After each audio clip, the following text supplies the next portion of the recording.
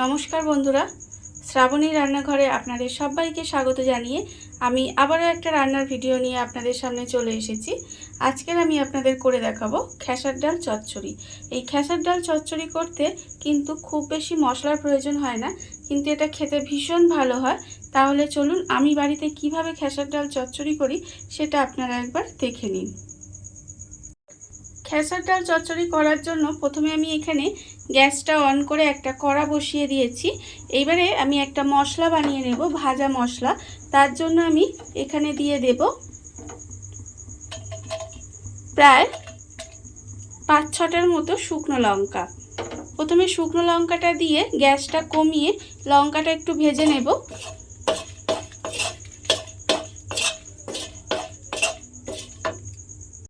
লঙ্কাটা যখন একটু ভাজা ভাজা মতো হয়ে আসবে তখন আমি এর মধ্যে দিয়ে দেব গোটা জিরে।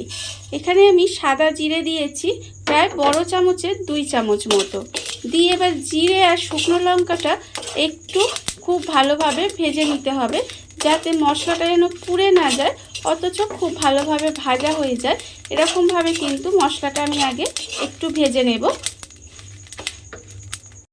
জিরে আর শুকনো লঙ্কাটা কিন্তু এখানে আমার ভাজা হয়ে গেছে। এবারে আমি গ্যাসটা অফ করে দিয়ে এই মশলাটা একটু গুঁড়ো করে নেব। মশলাটা আমি এখানে গুঁড়ো করে নিয়েছি। আর অন্যদিকে কিন্তু আবারও গ্যাসটা অন করে একটা কড়া বসিয়ে দিয়েছি। কড়ার মধ্যে আমি বেশ কিছুটা জলও দিয়ে দিয়েছি। এবারে জলটা আমার গরম হয়ে গেছে। এই সময় কিন্তু আমি এর মধ্যে দিয়ে দেব খেসার ডাল। এখানে আমি খেসার ডালটা খুব ভালোভাবে ধুয়ে পরিষ্কার করে রেখেছি, সেই ডালটা কিন্তু আমি এর মধ্যে দিয়ে দেব। এখানে আমার 500 গ্রাম মতো খেসার ডাল আছে। এবারে এই খেসার ডালটা আমি জলের মধ্যে দিয়ে ডালটাকে খুব ভালোভাবে সেদ্ধ হতে দেব।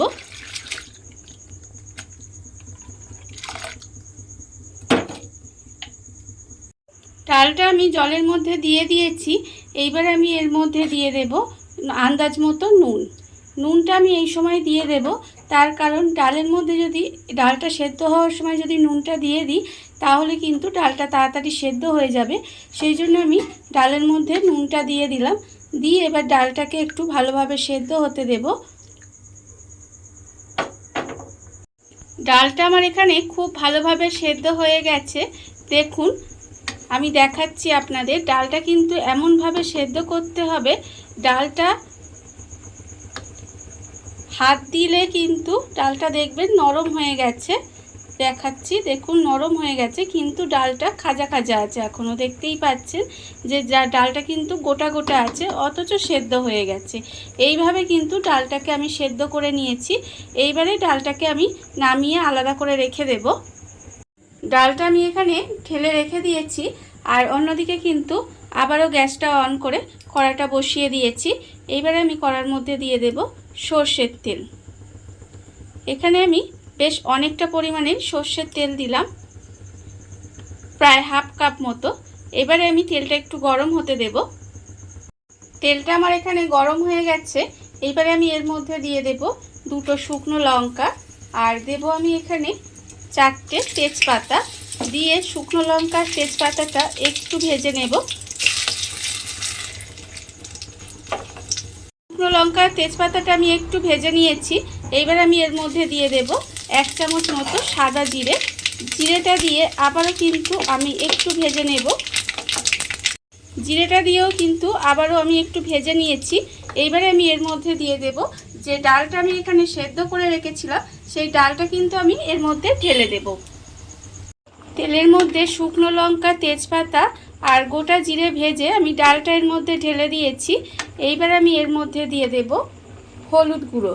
এখানে আমার 2 চামচ মতো হলুদ গুঁড়ো আছে, সেই হলুদ গুঁড়োটা আমি এর মধ্যে দিয়ে দিলাম। এবার আমি এর মধ্যে দিয়ে দেব চিনি।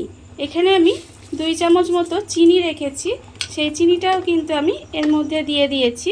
এবার এইভাবে একটু রান্না হতে দেব, কারণ ডালটা চচ্চড়ি হবে, সেই জন্য আমি এইভাবে একটু রান্না হতে দেব। ডালটাকে আমি প্রায় 10 মিনিট মতো এইভাবে একটু রান্না হতে দিয়েছিলাম। এইবারে আমি এর মধ্যে দিয়ে দেব এখানে আমি যে ভাজা মশলাটা বানিয়ে রেখেছি সেই ভাজা মশলাটা কিন্তু আমি এর মধ্যে দিয়ে দিলাম। আর আমি এর মধ্যে দেব 4টে কাঁচা লঙ্কা। এবার এই ভাজা মশলাটা আমি ডালের মধ্যে খুব ভালোভাবে মিশিয়ে দেব। মিশিয়ে আমি কিন্তু আবারও প্রায় মিনিট 10 মতো এভাবে একটু রান্না হতে দেব। ডালটা আমি এখানে আবারও 10 মিনিট এইভাবে রান্না করে নিয়েছি। দেখুন ডালটা কিন্তু আমার প্রায় হয়েই এসেছে। আর ডালটা কিন্তু আমি এরকম ঘনত্বেই রেখে দেব। এটা এখন গরম আছে বলে এটা একটু মনে হচ্ছে যেন পাতলা আছে, কিন্তু এটা যখন ঠান্ডা হবে দেখবেন একেবারে শুকিয়ে শুকনো শুকনো চচ্চড়ি মতো হয়ে যাবে। আর এইভাবেই কিন্তু ডাল চচ্চড়ি করতে হয়। এবার আমি ডালটাকে নামিয়ে নেব।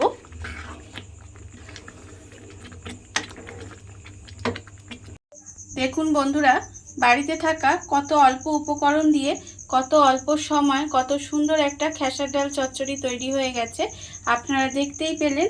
আর এটা আমি আগেও বলেছি যে এটা কিন্তু খেতে ভীষণ ভালো হয়, আপনারা বাড়িতে বানিয়ে দেখতে পারেন। আর এই ভিডিওটা যদি আমার ভালো লেগে থাকে, আপনারা যদি ফেসবুক থেকে দেখে থাকেন পেজটি ফলো করে দেওয়ার অনুরোধ রইল। আর যদি ইউটিউব থেকে দেখে থাকেন চ্যানেলটি সাবস্ক্রাইব করে নেওয়ার অনুরোধ রইল। তাহলে চলুন ভিডিওটা আমি এখানেই শেষ করছি। আপনারা সবাই ভালো থাকবেন, সুস্থ থাকবেন। আবারও হাজির হব নতুন কোনো রান্না নিয়ে।